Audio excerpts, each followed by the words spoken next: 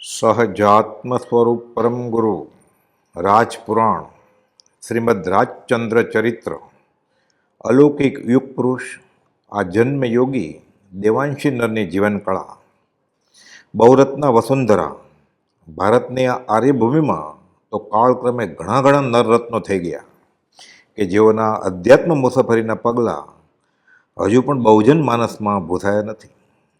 ભગવાન મહાવીર અને શ્રી રામ, શ્રી કૃષ્ણ અને મીરા કબીર વગેરે વગેરે આ પાત્રો અંગે ઘણું લખાયું, ગવાયું પણ છે.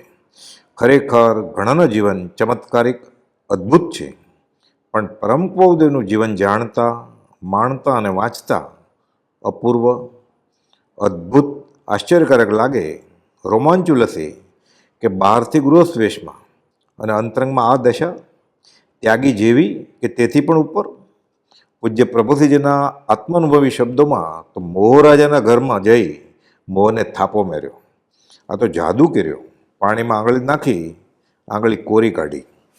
એકવાર આ રસ ચાખી ગયો પછી બીજું બધું તેની પાસે શું? જેને પીપાસા હો અમૃતપાનની કિમ માંજે વિષપાન. સુણોના પૂજ્ય શ્રી મગન બાપા સત્સંગમાં ઘણીએ વાર ઉછળીને કહેતા કે પૂજ્ય પ્રભુશ્રીજીએ સાધુના વેશમાં બહારથી ગૃહસ્થ એવા પરમ કુપોદોને પરમાત્મા તરીકે ઓળખ્યા.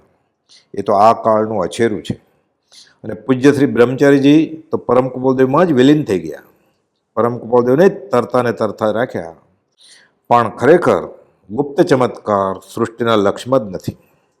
શ્રીમદ રાજચંદ્ર જીવનચરિત્રના મથાળે તીર્થંકરના કથાનકમાં આવે છે તેમ પૂર્વ ભવ અને આ છેલ્લા ભવનું વર્ણન બધા પ્રસંગો લઈને ગોઠવાય તો જગતજીવોને પાત્રતા પ્રમાણે આ અલૌકિક પુરુષની ઓળખાણ થાય અને મનખો સફળ થઈ જાય.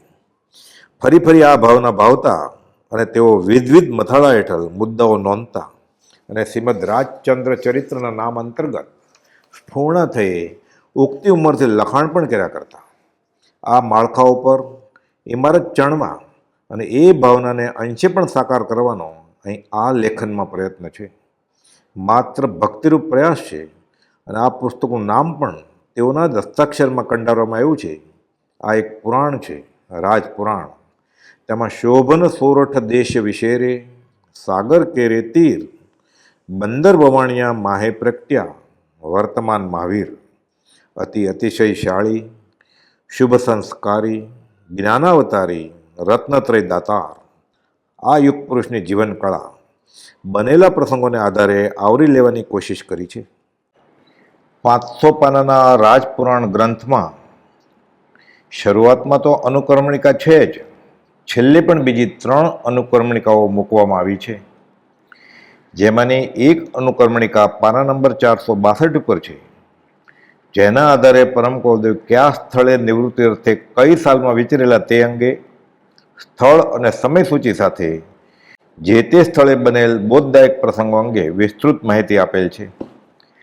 દર્શાવેલ પાના નંબર જોવાથી સહેલાઈથી ઈચ્છિત માહિતી મેળવી શકાય એવી ગોઠવણ કરેલ છે.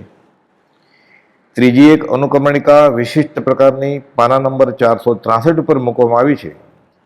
અહીં પરમ કૌદેવના કયા પ્રકારના જ્ઞાન અતિશય કઈ વ્યક્તિ વિશેષની હાજરીમાં કઈ આત્મિક શક્તિના આધારે બનવા પામ્યા તેનો ઉલ્લેખ પાના નંબર સાથે છે, જેથી જે તે પ્રસંગે વિગતવાર માહિતી સહેલાઈથી પ્રાપ્ત થાય. ચોથી અનુક્રમણિકા ચિત્ર કે રેખાચિત્ર અંગે છે, જેમાં ચિત્રનું નામ, તે કયો પ્રસંગ દર્શાવે છે તેનું નામ, બનેલા પ્રસંગના ક્ષેત્રનું નામ પાના નંબર સાથે આપેલ છે, જેથી જિજ્ઞાસુને બને તેટલી પૂર્ણ માહિતી મળી શકે. સ્કેન કોડ, મુખ્ય વિષયોને મથાળે સ્કેન કોડ આપવામાં આવેલ છે, જે સ્કેન કરવાથી જિજ્ઞાસુઓને જે તે સ્થળ અને વિષય અંગે વિડીયોની લિંક મળશે, જેમાં સત્સંગ વાંચન ઓડિયો વિડીયો સાથે ઘણું કરીને તે સ્થળે તે સ્થળ અંગે અને તે સ્થળે જ બનવા પામેલ બોધદાયક પ્રસંગો અને બોધ અંગે વિસ્તૃત માહિતી મેળવી શકાશે.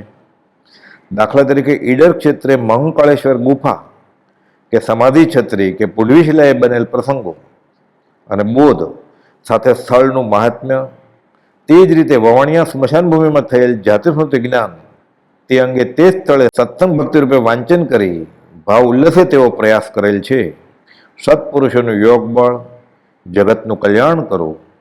આ રાજપુરાણ પુસ્તક પરમ કુળદેવી શ્રીમદ રાજચંદ્ર ભગવાન 125મું નિર્વાણ વર્ષ ચૈત્રવદ પાંચમ સંવંત 1957થી અત્યારે સંવંત 2082 7 એપ્રિલ મંગળવારના મંગળ દિવસે વહેતું કરવામાં આવે છે. જે દેશ વિદેશના હર કોઈ જિજ્ઞાસુને ખરેખર શ્રીમદ રાજચંદ્ર વિશે કંઈક વધુ જાણવું છે તેને પ્રભાવના રૂપે નિઃશુલ્ક મોકલવામાં આવશે.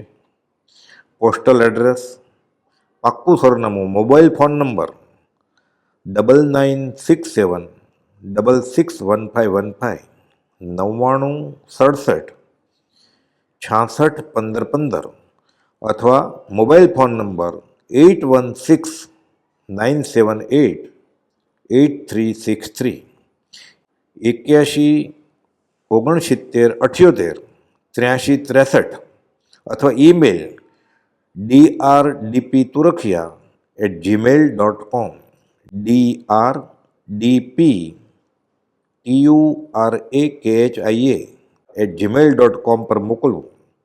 આ સાથે ગૂગલ ફોર્મની લિંક પણ મોકલેલ છે, તે ક્લિક કરી ફોર્મમાં પણ પોતાનું નામ સરનામું લખી મોકલી શકાય. શ્રીમદ રાજચંદ્ર આશ્રમ વડવા મેત પર ખંભાત ખાતે આ પુસ્તક ઉપલબ્ધ રહેશે. આ સાથે મોબાઈલ નંબર, ઈમેલ અને ગૂગલ લિંક પણ આપવામાં આવ્યા છે. જ્ઞાન અને જ્ઞાનીના વચનોનું બહુમાનપણું જાળવવાથી જ્ઞાનનો ઉઘાડ થાય છે, જ્ઞાનના આવરણો ખસે છે.